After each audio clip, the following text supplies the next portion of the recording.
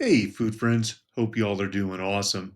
I'm a former professional cook helping people avoid ultra processed and fast foods while learning content creation for my own. My name is Lee, and I'm just a dude talking food. Hey, everybody. Hope you all are doing awesome. Just wanted to take this time to thank everyone so far for the support. The last time my face was in front of the camera, I had half the subscribers that I have now. And I really want to thank you all for the support and the love. I also want to give a special shout out to my coworkers that signed up. You all make work worth going to, and I mean that. I'm super busy the next couple of weeks with work and home stuff. We're getting ready for a friend to stay with us for a while. The cool thing is I'll be learning some Indian cooking from them. So on top of sharing what I already know with y'all, I'll get to share what I learn along the way with cooking Indian food.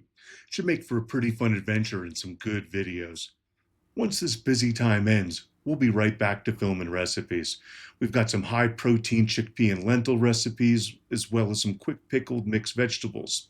We also want to get out our mock jambalaya and red beans and rice recipes. We've got a lot of recipes we want to get out and film. Just got to find the time to do it.